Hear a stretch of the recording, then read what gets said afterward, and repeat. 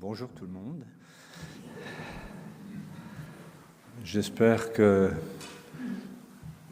vous êtes heureux d'être là pour partager ce temps entre frères et sœurs, avec le Seigneur bien entendu. C'est lui qui nous réunit. Alors sentez-vous chez vous ici, surtout pour les personnes qui sont de passage ou peut-être la première fois, que nous puissions vivre un culte ensemble où Jésus est le centre, où on tourne nos regards tous ensemble vers lui, vers le Seigneur. Je ne sais pas ce que vous avez vécu cette semaine, et je pense que si on interrogeait chacun, ce serait beaucoup de choses différentes, des hauts, des bas, des questions, des doutes, des joies, j'espère, des temps de détente. Mais voilà, on va laisser ça derrière nous pour se concentrer sur le Seigneur. Et je vais prier. Seigneur, merci d'être là, comme tu l'as promis. Merci de nous accorder ce temps ensemble. C'est toi qui as voulu l'Église, c'est toi qui as voulu que nous vivions ces temps de communion fraternelle pour te louer, t'adorer, pour t'écouter. Alors je te prie pour ce temps de culte, que nous puissions être disponibles pour ce que tu as préparé pour chacun de nous particulièrement. Tu connais le fond du cœur de chacun, tu sais ce que chaque personne a besoin ou ce qu'elle vit. Alors, merci de venir à sa rencontre, merci de répondre aux questions. Merci de donner la joie dans le cœur, de t'appartenir. Et qu'ensemble, Seigneur, nous puissions t'apporter une louange qui t'honore, une louange qui te revient. Alors, bénis chaque personne ici présente, ceux qui sont à distance aussi. Je te prie pour que chaque personne puisse recevoir quelque chose de ta part ce matin, mais aussi te donner son cœur. Béni, loué sois-tu. Amen.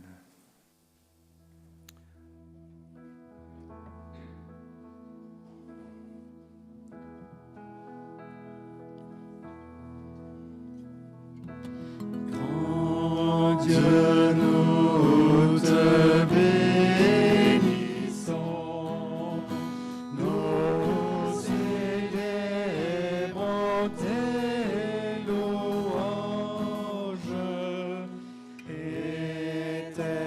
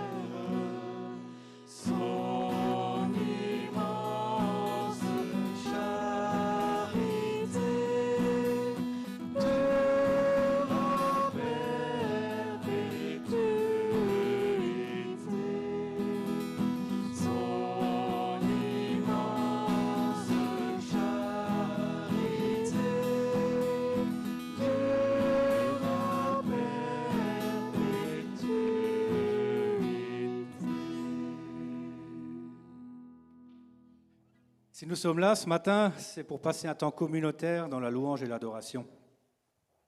Il est bon de se rappeler d'où l'on vient et où l'on va. Souvenons-nous de ce que Dieu a fait dans notre parcours de vie personnelle et dans l'Église, et soyons confiants de ce qu'il fera encore. On peut lire dans le premier livre des Chroniques, chapitre 16, un psaume qui fait suite à la défaite des Philistins. Ces derniers voulaient capturer le roi David, établi roi sur Israël par l'onction. Ces événements sont suivis avec l'aide de Dieu de l'entrée de l'Arche de l'Alliance dans Jérusalem et de la mise en place pour la première fois de personnes, en l'occurrence Asaph et ses frères, qui avaient pour fonction d'invoquer l'Éternel, le Dieu d'Israël, et de le célébrer et de le louer. Lisons quelques versets donc dans 1 Chroniques 16, 8 à 17. Louez l'Éternel, invoquez son nom. Faites connaître parmi les peuples ses hauts faits. Chantez, chantez en son honneur, parlez de toutes ses merveilles. Glorifiez-vous de son saint nom. Que le cœur de ceux qui cherchent l'Éternel se réjouisse. Ayez recours à l'Éternel et à son appui. Cherchez continuellement sa face. Souvenez-vous des prodiges qu'il a faits, de ses miracles et de ses jugements et des jugements de sa bouche. Race d'Israël, son serviteur, enfant de Jacob, ses élus. L'Éternel est notre Dieu. Ses jugements s'exercent sur toute la terre. Rappelez-vous à toujours son alliance, ses promesses pour 1000 générations, l'alliance qu'il a traitée avec Abraham et le serment qu'il a fait à Isaac. Il l'a érigé pour Jacob en roi, pour Israël en alliance éternelle.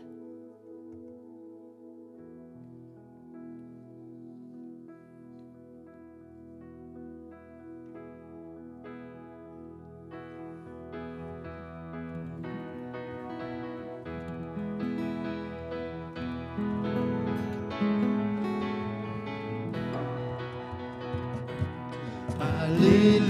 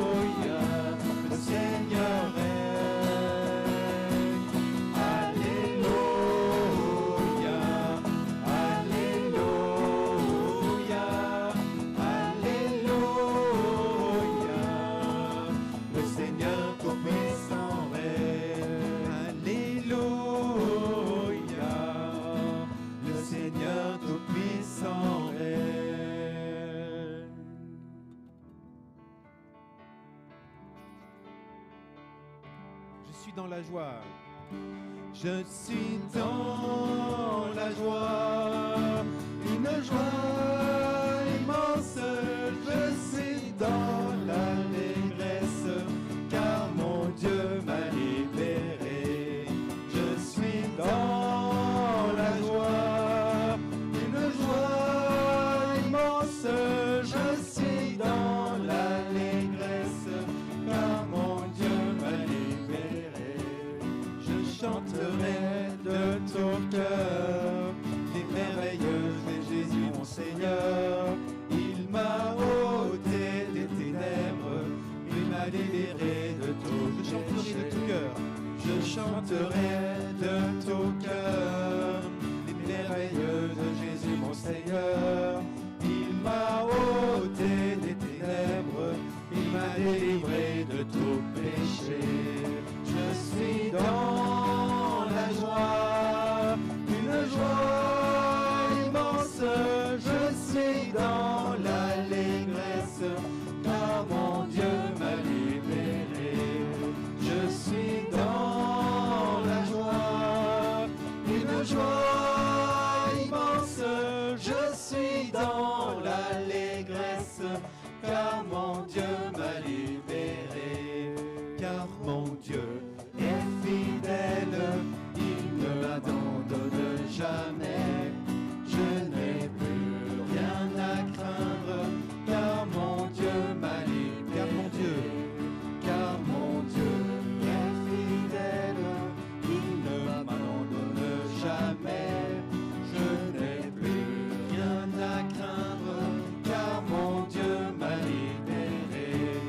Je suis dans la joie, une joie immense. Je suis dans l'allégresse, car mon Dieu m'a libéré. Je suis dans la joie, une joie immense. Je suis dans l'allégresse, car mon Dieu m'a libéré. Car mon Dieu m'a libéré. Continuons à l'adorer.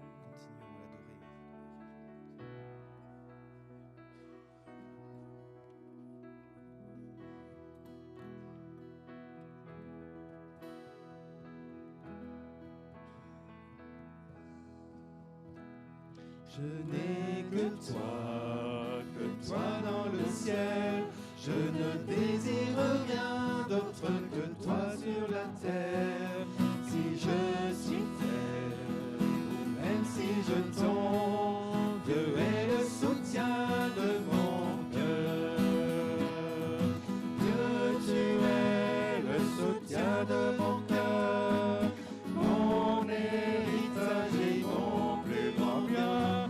Oh oui, Dieu, tu es le soutien de mon cœur. Près de toi, je me sens bien. Quand mon cœur était plein d'amertume, je perdais la raison et je n'y voyais plus rien. Et Dieu s'approcha pour me saisir la main. Dieu est le soutien de mon cœur. Dieu, tu es le soutien de mon cœur, mon héritage et mon plus grand bien. Oh oui, Dieu, tu es le soutien de mon cœur. Près de toi, je me sens bien. Continue, Dieu, tu es le soutien. Dieu, tu es le soutien de mon cœur, mon héritage et mon plus grand bien.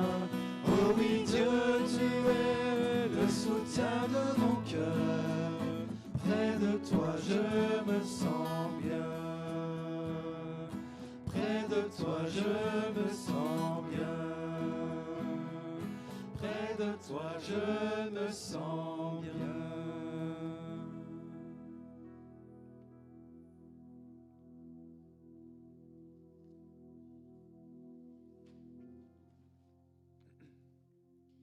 Chantez à l'Éternel, vous tous habitants de la terre.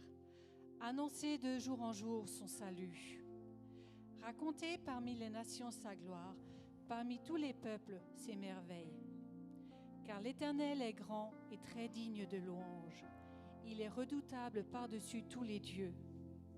Car tous les dieux des peuples sont des idoles, et l'Éternel a fait les cieux. La majesté et la splendeur sont devant sa face. La force et la joie sont dans sa demeure. Famille des peuples, rendez à l'Éternel gloire et honneur.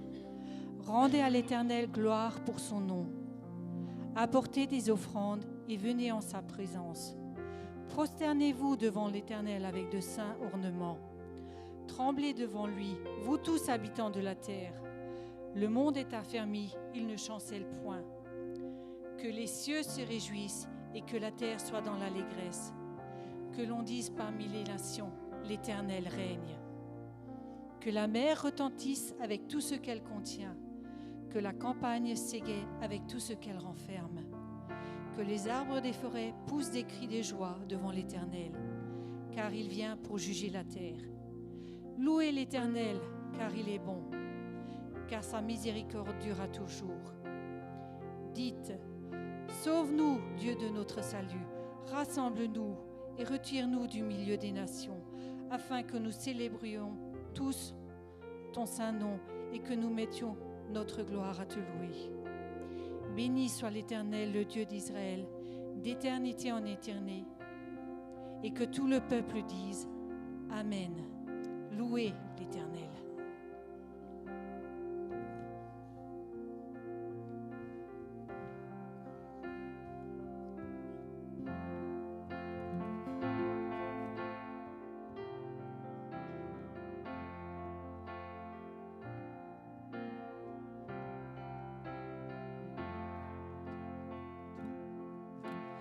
Ta parole est une lampe devant mes pas, elle éclaire mon sentier.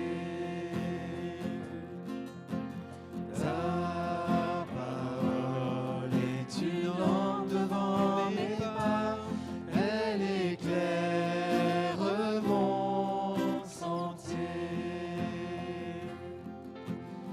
Quand parfois je crains d'avoir perdu mon chemin, tu es toujours auprès de moi.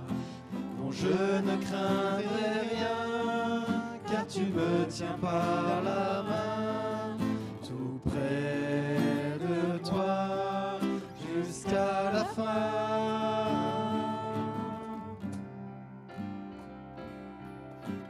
Ta parole est une lampe devant mes pas, elle éclaire mon sentier. Ta parole est une lampe devant mes pas, elle éclaire mon sentier. Je n'oublierai pas ton grand amour pour moi.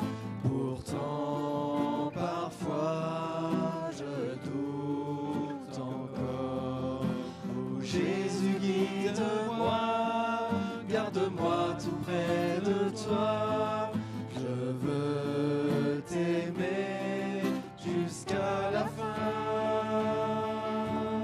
Ta parole est une lampe devant mes pas, elle éclaire mon sentier.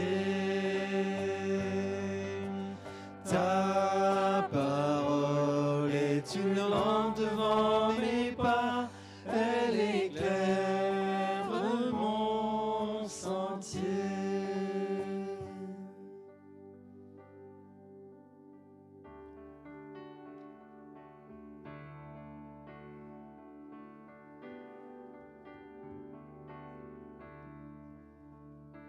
Je suivrai mon Seigneur et mon Maître, sans jamais m'éloigner de ses pas, sans que rien ici-bas ne m'arrête, et sans rien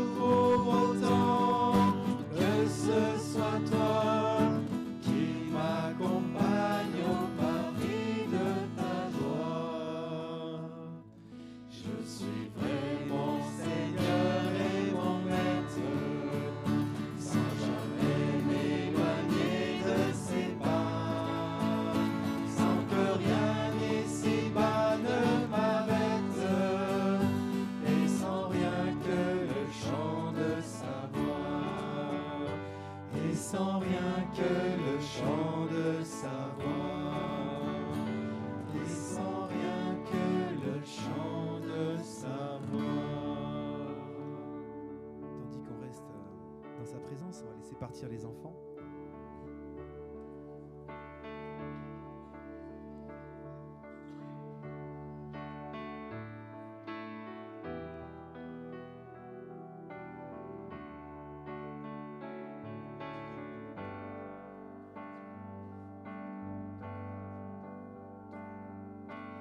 Lumière du monde venue dans l'obscurité, tu m'ouvres les yeux et je vois tant de beauté que mon cœur ému t'adore. Je sais que ma vie est en toi, et me voici pour louer. Me voici à tes pieds, me voici pour dire tu es mon Dieu, car tout en toi est beauté, tout en toi est grandeur, tout en toi est merveille pour moi. Roi éternel élevé au-dessus de toute ta gloire resplendit dans le ciel. Tu es venu humblement sur cette terre, tu t'es donné par amour.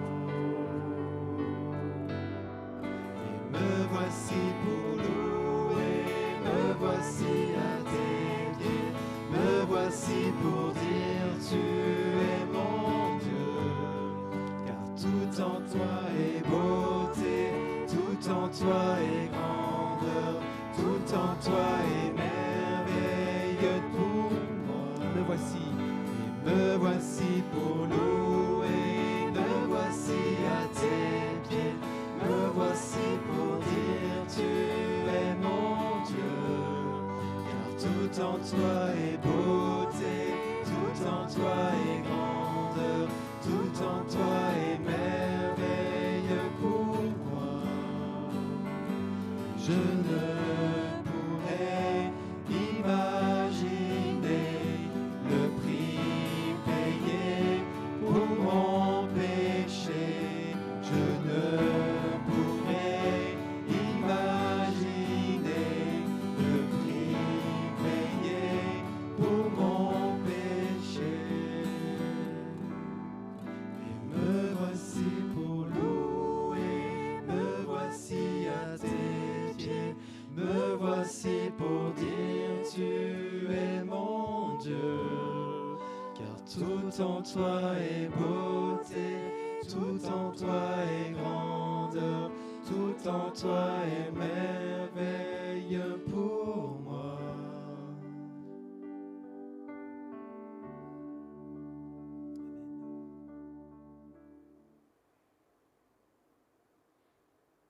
Notre Dieu, notre Père, nous sommes reconnaissants de te connaître, reconnaissants pour ta présence et la vie que tu as accordée à chacun, reconnaissants pour ta grâce en Jésus, le Christ, roi de ton peuple et roi un jour de toutes les nations.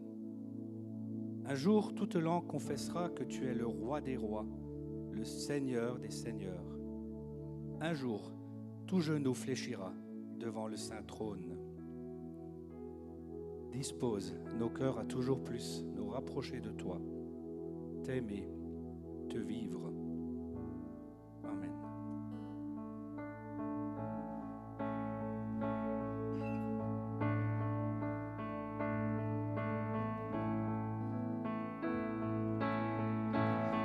Ô Jésus, mon Sauveur, Seigneur, nul n'est comme toi. Jour après jour, je te louerai, car ton amour est merveilleux. Mon abri, mon refuge, mon réconfort, mon rocher, tout ce qui vit, ce que je suis, ne cesse de t'adorer. Chante au Seigneur, chante au Seigneur, crie de joie, terre entière. À Dieu la gloire, la puissance et l'honneur. Les monts s'inclinent et les flots rugissent à l'écho de ton nom. Je vois tes œuvres et mon cœur crie de joie. Je t'aimerai, je tiendrai par la foi. Rien ne pourrait égaler tes promesses pour moi.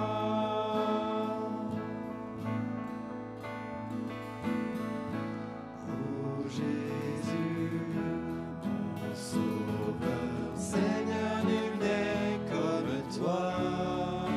Jour après jour, je te louerai, car ton amour est merveilleux. Mon abri, mon refuge, mon réconfort, mon rocher, tout ce qui vit, ce que je suis, ne cesse de t'adorer. Chante au Seigneur, crie de joie, terre entière. À Dieu la gloire, la puissance et l'honneur.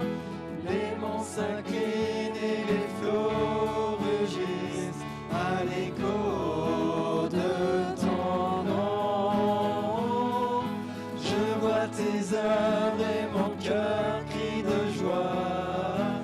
Je t'aimerai, je tiendrai par la foi. Rien ne pourrait égaler tes promesses. Oh, rien ne pourrait égaler tes promesses. Oh, rien ne pourrait égaler tes promesses pour moi.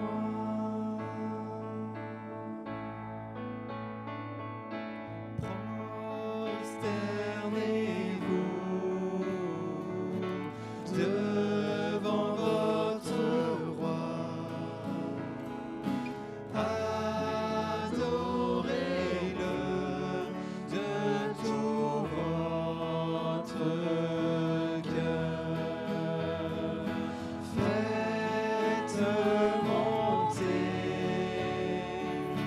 vers sa majesté des chants de gloire pour votre roi des rois. Prosternez-vous devant notre roi. Adorons-le de tout notre cœur. Faisons monter vers sa majesté des chants de gloire pour notre roi des rois.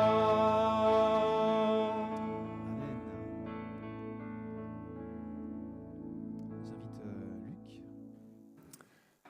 Bonjour à tous. On se réjouit d'être ensemble pour ce temps de culte et quel privilège d'avoir un Dieu qui nous donne tant de promesses, qui est fidèle, qui prend soin de nous et qui veut aussi nous conduire dans notre vie de tous les jours. Alors que ce matin, on a chanté que ta parole est une lampe à nos pieds, à mes pieds, alors que ce matin, la parole de Dieu soit une lampe à nos pieds. Alors, pour ce matin, j'aimerais explorer un peu avec vous le thème de la volonté de Dieu. Qu'est-ce que la volonté de Dieu ? Dans quelle mesure peut-on la connaître ? comment articuler l'existence du mal et la volonté de Dieu? Comment discerner la volonté de Dieu dans notre vie? Alors vous voyez, le thème est vaste et on ne pourra que effleurer. Dans la Bible, on peut distinguer principalement deux sens de l'expression « volonté de Dieu ». Il y a d'abord la volonté souveraine de Dieu. Quelques versets nous aideront à saisir rapidement de quoi il s'agit. Tout ce que l'Éternel veut, il le fait, dans les cieux et sur la terre, dans les mers et dans tous les abîmes. Dans le livre de Daniel, le grand roi païen Nebuchadnezzar déclare en parlant du Très-Haut, « Il agit comme il lui plaît, avec l'armée des cieux et avec les habitants de la terre.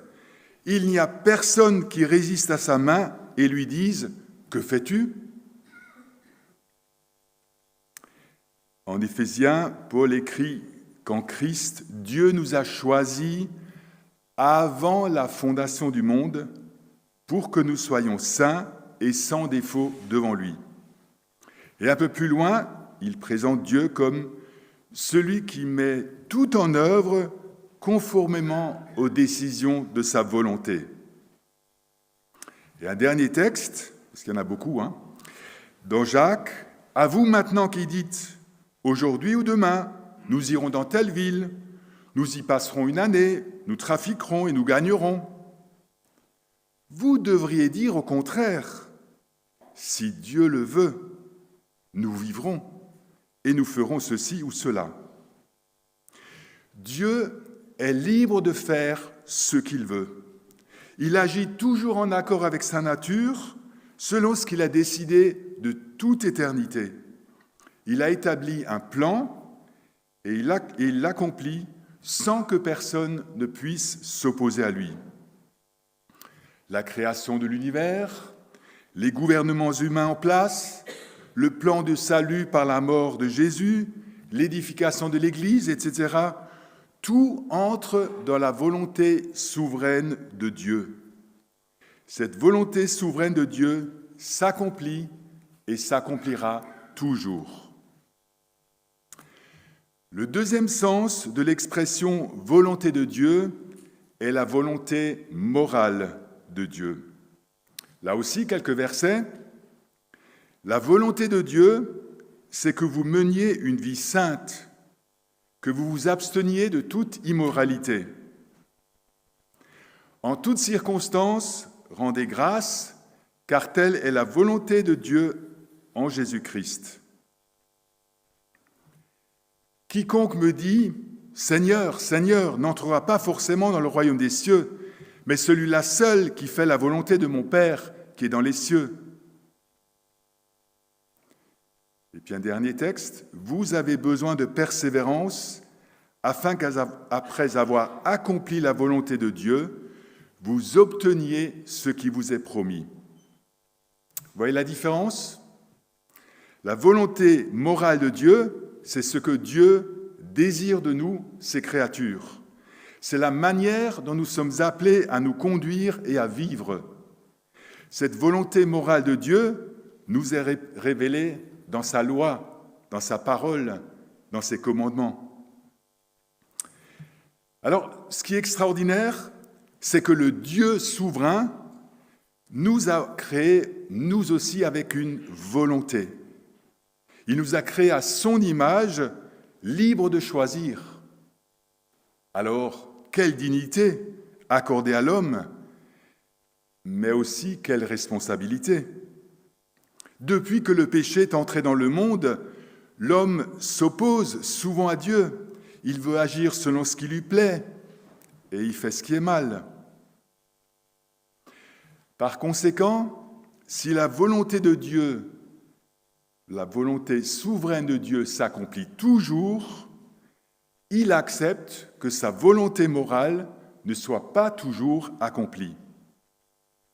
Je pense à cette parole poignante de Jésus. Vous vous souvenez quand il était devant Jérusalem, la ville de Jérusalem, et il disait « Jérusalem, Jérusalem, qui tue les prophètes, qui lapide ceux qui te sont envoyés, Combien de fois ai-je voulu rassembler tes habitants auprès de moi, comme une poule rassemble ses poussins sous ses ailes, mais vous ne l'avez pas voulu.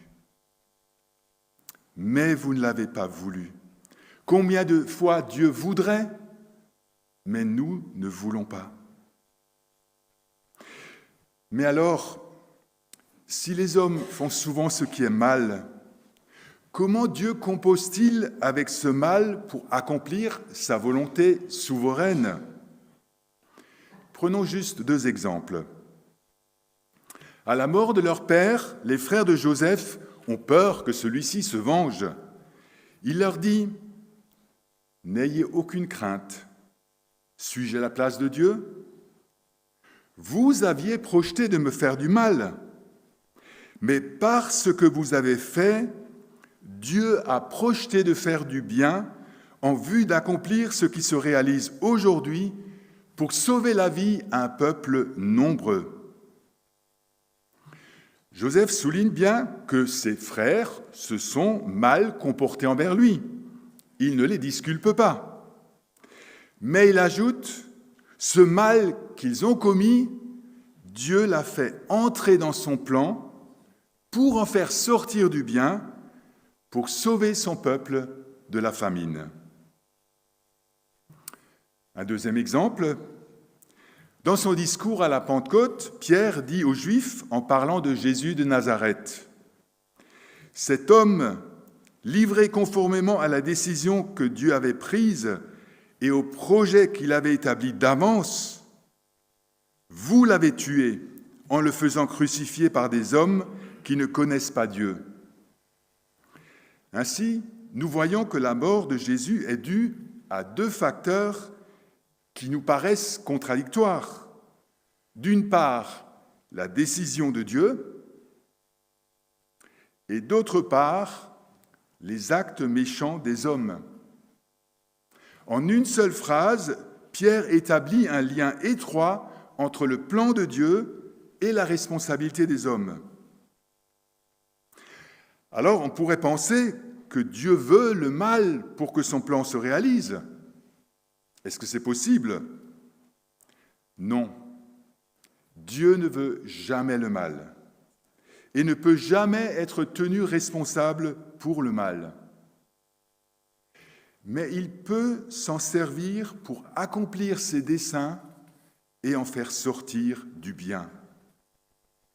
Il n'a pas forcé les frères de Joseph à vendre Joseph, ni des hommes à crucifier Jésus. Ils ont choisi délibérément de le faire. Ils sont tenus responsables pour leurs mauvaises actions. Nous devons reconnaître qu'il nous est difficile, voire impossible, de concilier la souveraineté de Dieu et la responsabilité des hommes. Acceptons de ne pas tout comprendre et faisons confiance à la justice sans faille de Dieu. Mais revenons à la volonté de Dieu. Dans quelle mesure pouvons-nous la connaître ? Est-elle secrète ? Est-elle révélée ? Alors on pourrait dire un peu schématiquement que la volonté souveraine de Dieu est secrète et que sa volonté morale nous est révélée. En Deutéronome 29, nous trouvons un verset éclairant. Moïse vient de rappeler au peuple ce que Dieu a fait pour lui et ce qu'il attend de lui. À la fin du chapitre, nous lisons « Les choses cachées sont à l'Éternel notre Dieu. Les choses révélées sont à nous et à nos fils pour toujours, afin que nous mettions en pratique toutes les paroles de cette loi. » Les choses cachées sont à l'Éternel notre Dieu. Nous ignorons bien des plans de Dieu.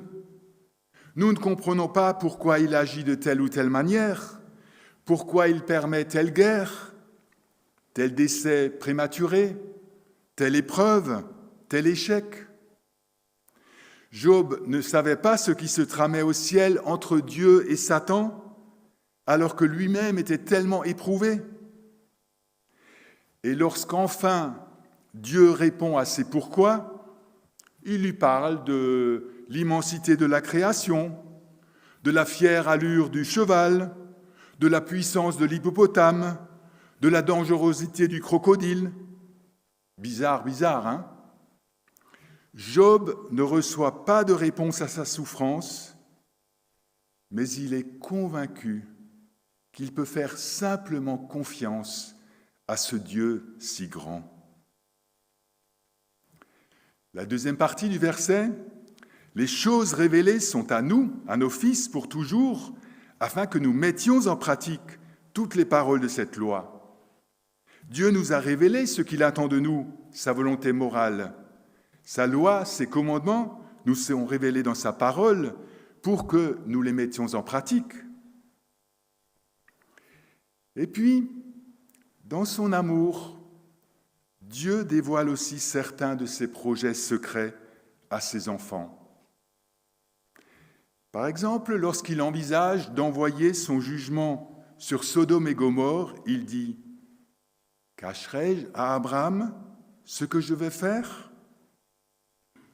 Dieu nous veut partenaires. Cette révélation va amener Abraham à se tenir devant Dieu et à intercéder pour Sodome. Et puis, tout au long de l'histoire, Dieu révèle progressivement certains de ses plans par les prophètes de l'Ancien Testament, puis par les apôtres du Nouveau Testament. Paul écrit par exemple qu'il a été chargé d'annoncer un grand projet que Dieu avait tenu caché, secret, depuis toujours, mais qui maintenant a été révélé, à savoir son plan de salut de l'humanité en Jésus. Alors, venons-en à des aspects plus concrets. Comment discerner le projet de Dieu pour nos vies pour faire sa volonté ? Sommes-nous conscients que nous connaissons déjà, 95% de la volonté de Dieu ? En effet, en ouvrant notre Bible, nous découvrons que Dieu y a révélé 95% de sa volonté pour nos vies. Alors on se dit, c'est simple, il suffit de lire la parole de Dieu. Oui, c'est simple, mais nos cœurs sont tordus, nos cœurs sont égarés. Naturellement, nous avons tendance à nous laisser conduire par nos désirs et nos penchants mauvais, à penser égoïstement à nos intérêts, à crier sur celui qui nous énerve, à devenir amers envers celui qui nous a fait du mal, à arranger la vérité à notre avantage, etc. Et puis nous sommes aussi imprégnés des valeurs et des façons de penser des gens sans Dieu qui nous entourent. C'est pourquoi il nous faut revenir régulièrement à 2 versets de la lettre aux Romains. « Je vous exhorte, frères, à cause de l'immense bonté de Dieu, à offrir vos corps comme un sacrifice vivant, saint, agréable à Dieu, ce qui sera de votre part un culte conforme à la parole. Ne vous conformez pas au monde actuel, mais laissez-vous transformer par le renouvellement de l'intelligence afin que vous discerniez quelle est la volonté de Dieu, ce qui est bon, agréable et parfait. » Pour discerner la volonté de Dieu, nous avons besoin de nous offrir toujours à nouveau à Dieu en lui disant du fond du cœur, « Me voici, avec tout ce qui fait ma vie, je suis à toi, je veux faire ta volonté, transforme-moi par ton Saint-Esprit, façonne ma manière de penser selon ta parole, imprègne mon intelligence de tes valeurs. » Et je pense aussi à ce petit chant, « Te ressembler, Jésus, c'est mon espoir suprême. Penser, agir, aimer, toujours plus comme toi. » Pour discerner sa volonté, Dieu nous invite à faire usage de notre intelligence. Il nous a donné une capacité à faire des choix et à prendre des décisions. Chaque matin, au réveil, il est là près de nous. Nous pouvons nous rappeler qui il est, le proclamer, prendre ses promesses au mot et lui dire « Je te remets cette journée, je veux la vivre avec toi, sous ton regard, sous ta direction, je me place sous ton autorité, conduis-moi. » Il est intéressant de voir comment l'apôtre Paul faisait pour définir l'itinéraire de ses voyages missionnaires. Dieu lui indiquait-il chaque fois dans quelle ville, puis dans quel endroit de la ville il devait aller? Les récits nous rapportent souvent que Paul se rendait dans telle ville, puis dans tel lieu, sans plus de commentaires. Par exemple, Paul et ses compagnons firent voile pour se rendre à Perge en Pamphylie. De Perge, ils poursuivirent leur route et arrivèrent à Antioche de Pisidie. Animés par le désir d'annoncer l'Évangile dans les régions éloignées, Paul suivait une certaine stratégie. Il se concentrait sur les grands centres. Quand il arrivait dans une ville, il cherchait la synagogue, il se rendait sur les places publiques, là où les gens étaient rassemblés. Quelque temps plus tard, il y revenait pour encourager et fortifier les jeunes églises qui avaient vu le jour. Ainsi, comptant sur la direction de l'Esprit de Dieu, il faisait des projets sans avoir toujours la conviction qu'ils allaient se réaliser. Aux chrétiens d'Éphèse, il écrit « Je reviendrai vers vous, si Dieu le veut. » À ceux de Corinthe, il écrit « J'irai bientôt chez vous, si c'est la volonté de Dieu. » Avec ces mêmes chrétiens de Corinthe qui contestaient son ministère, il était même prêt à remettre ses projets en question. « Je m'étais proposé de me rendre chez vous en premier lieu, afin de vous procurer une double joie. Je comptais passer par chez vous en allant en Macédoine, puis revenir de Macédoine chez vous. Vous auriez alors pu m'aider à poursuivre mon voyage vers la Judée. En formant ce projet, ai-je fait preuve de légèreté? Ou mes plans seraient-ils inspirés par des motifs purement humains? Il est beaucoup question de plans, hein? Il remettait ses projets à Dieu dans la prière. Aussi, par ailleurs, il priait pour que Dieu le guide. Je demande continuellement à Dieu dans mes prières d'avoir enfin, par sa volonté, le bonheur d'aller vous voir.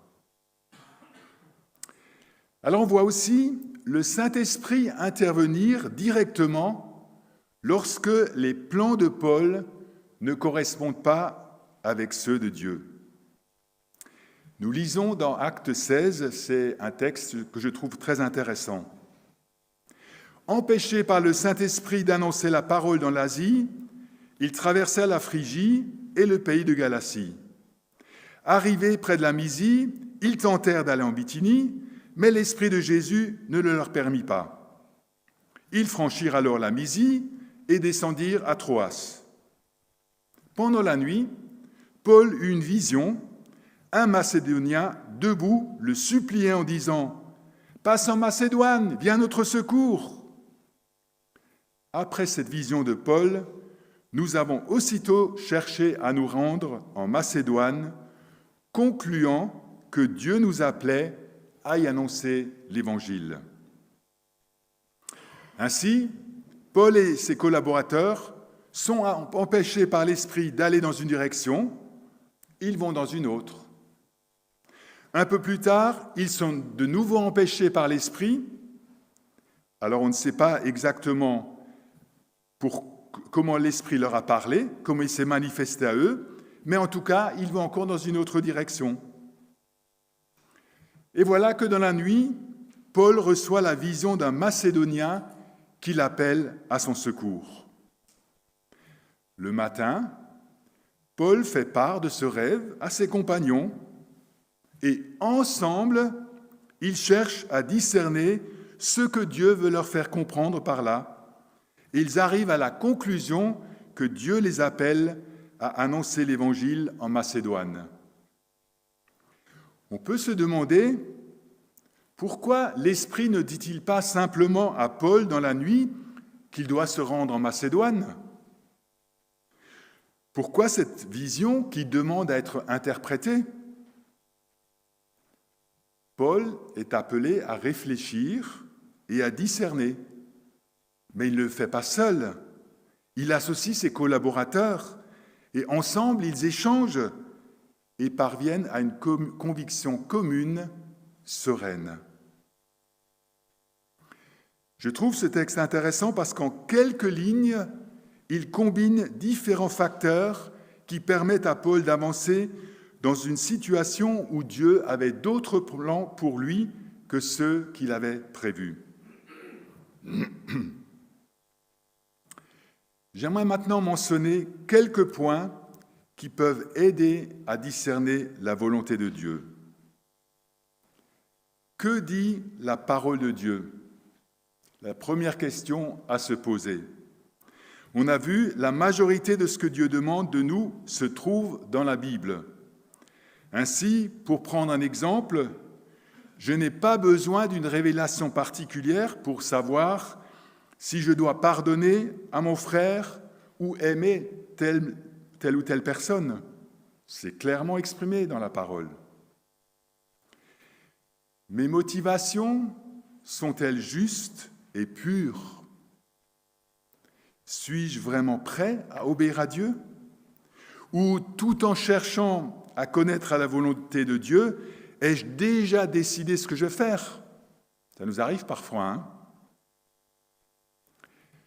Toujours à nouveau, nous sommes invités à nous offrir à Dieu, à nous mettre à sa disposition, à vivre proche de lui en étant dépendants de lui au quotidien. En comptant sur Dieu pour qu'il nous guide, nous sommes invités, comme Paul, à utiliser notre intelligence, soumise à Dieu, à aller de l'avant et à faire des projets. Parfois, le Saint-Esprit nous parle spécifiquement par une lecture, une pensée, une image, une rencontre. Cherchons à être à l'écoute du Seigneur et soumettons-lui ses impulsions en lui demandant de nous éclairer s'il veut nous dire quelque chose. Dieu peut se servir aussi des circonstances pour nous guider. Des portes peuvent se fermer, d'autres s'ouvrir. Mais les circonstances ne sont pas un indice sûr. Quand Dieu a demandé à Jonas d'aller prêcher à Ninive, Jonas a facilement trouvé un bateau pour partir à Tarsis. Était-ce le signe que Dieu lui avait ouvert une porte ? Je ne crois pas. Et lorsqu'une porte est fermée, cela peut être le diable qui veut nous empêcher d'entrer dans les plans de Dieu. Ou peut-être Dieu qui teste notre persévérance. Quelqu'un a dit, quand nous trouvons une porte fermée, nous devons toujours nous demander si Dieu veut nous barrer la route ou nous obliger à l'enfoncer. Et si Dieu ouvre une porte, cela ne signifie pas qu'il n'y aura pas de problème, que tout ira comme sur des roulettes. Je pense à ce qu'écrit Paul. Je resterai à Éphèse jusqu'à la Pentecôte, car une porte grande et d'accès efficace m'est ouverte, et les adversaires sont nombreux. L'idée selon laquelle les circonstances heureuses de notre vie confirmeraient la volonté divine à notre égard n'est absolument pas biblique. Dans notre société individualiste, chacun prend ses décisions seul dans son coin, moi tout seul. La parole de Dieu, en particulier le livre des Proverbes, qui est une mine de sagesse pour savoir comment avancer dans la vie, nous invite à prendre conseil auprès des frères et des sœurs, matures dans la foi et qui nous aiment suffisamment pour nous guider vers la parole de Dieu. Un manque de paix, de l'agitation, de l'inquiétude concernant une décision à prendre est un signal à prendre au sérieux. Il vaut mieux ne pas s'engager. Mais en même temps, le sentiment de paix intérieure n'est pas un critère absolu. Aujourd'hui, on entend facilement dire « je le sens bien », « je me sens en phase ». Mais bien des gens sont en paix avec des décisions qui sont contraires à la parole de Dieu. Peut-on demander à Dieu un signe ? Quelle question, hein ? Dans l'Ancien Testament, on a quelques exemples de personnes qui avancent avec des signes. Moïse était très inquiet lorsque Dieu lui demande d'aller plaider en faveur du peuple d'Israël auprès du Pharaon, ou bien Gédéon, qui était angoissé lorsque Dieu lui demande d'aller combattre les Madianites. Dans son immense grâce, Dieu peut donner un signe. Mais ce n'est pas ainsi qu'il veut conduire ses enfants. Je cite le pasteur Étienne Lermenot. Avons-nous bien réfléchi à ce que peut traduire une recherche constante de signes dans notre vie ? D'abord, une forme d'immaturité spirituelle. Nous préférons être assistés plutôt que d'exercer patiemment notre jugement et notre discernement en scrutant les Écritures et en étant attentifs à la voix de l'Esprit. Ensuite, une vision réductrice de Dieu. Nous comprenons sa souveraineté comme la direction du marionnettiste qui tire les fils des pantins plutôt que comme celle du Père qui inspire, accompagne, dialogue, reprend son enfant et le fait grandir en responsabilité. Dieu est notre Père et il a promis de prendre soin de nous. Comme tout papa, il n'explique pas toujours à ses enfants ses projets et pourquoi il agit de telle ou telle manière. C'est la volonté souveraine de Dieu. Mais il nous a révélé dans sa parole tout ce dont nous avons besoin pour vivre. C'est la volonté morale de Dieu. Et concernant les décisions pour lesquelles la Bible ne donne pas de réponse, nous disposons de différents moyens pour discerner. Mais même si nous mettons tout en œuvre pour connaître la volonté de Dieu dans telle ou telle situation, nous n'aurons pas toujours de réponse claire. On peut y voir deux raisons. Dieu nous traite en adultes et il y a bien des situations où il désire simplement que nous décidions par nous-mêmes. Deuxième raison, si nous étions toujours certains de faire la volonté de Dieu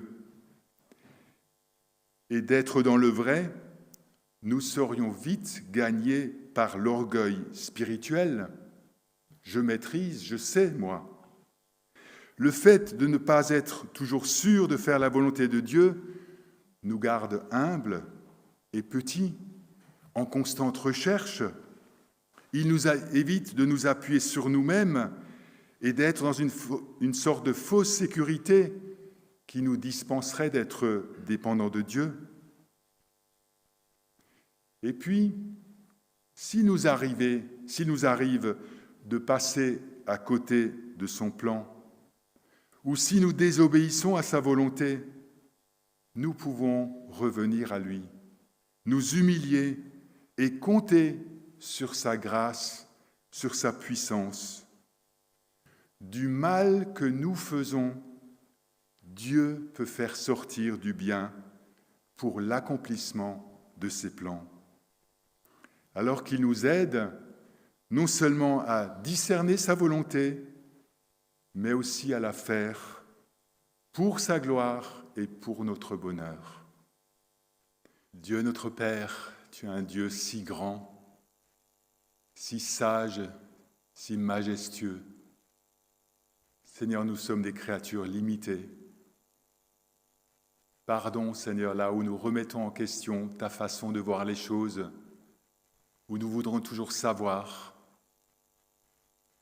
Seigneur, aide-nous à te faire confiance dans les situations où il n'y a pas de réponse. Merci, Seigneur, parce que tu nous as tellement révélé dans ta parole pour nous aider à vivre dans ce monde. Merci pour tous les moyens à disposition pour discerner ta volonté. Seigneur, merci pour ton esprit, pour les frères et sœurs. Merci, Seigneur, parce que tu diriges aussi les circonstances. Nous avons tant de moyens, Seigneur. Mais c'est vrai que parfois, il est difficile d'obéir à ta volonté. Alors, Seigneur, merci parce que Jésus, ton Fils, il a connu cela. Il était dur, difficile pour lui d'aller jusqu'à la croix et de porter le péché de l'humanité. Mais il a dit, non pas ma volonté, mais que ta volonté se fasse. Alors Seigneur, veuille nous aider aussi dans les situations difficiles à te faire confiance et à pouvoir dire oui, en sachant que tu veux le meilleur pour nous. Merci Seigneur de savoir que tu tiens nos vies dans tes mains, tu tiens le monde dans tes mains, que nous puissions avancer avec foi et confiance dans le nom de Jésus. Amen. Nous voulons chanter un chant qui nous invite, une forme de prière qui nous invite à remettre notre volonté entre les mains de Dieu.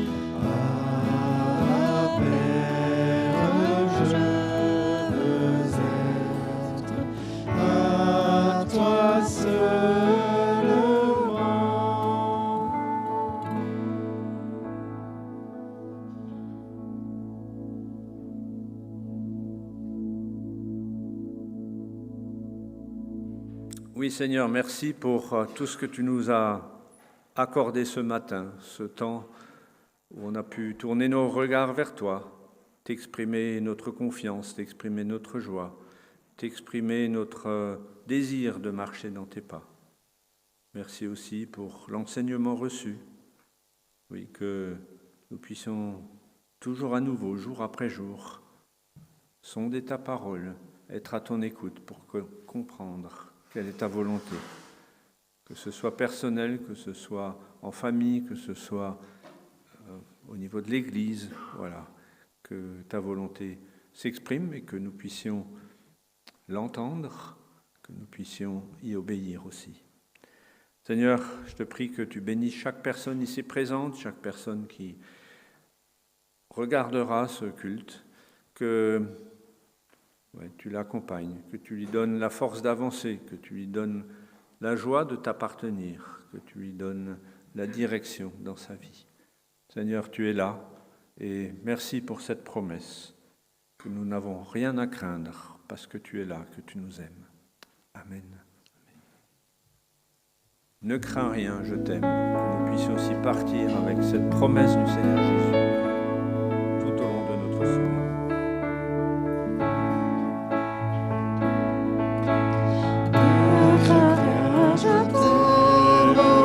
Je suis avec toi, promesse suprême qui soutient ma foi. La sombre vallée n'a plus de terreur, à me consoler. Je marche avec mon Sauveur.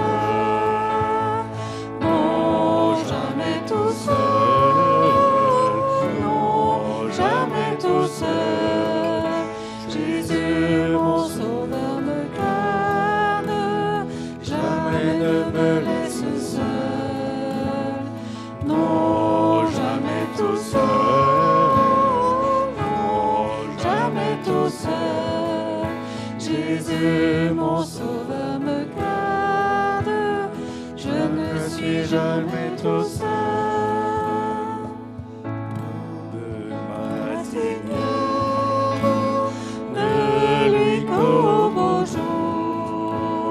Jésus, ma lumière, m'éclaire toujours.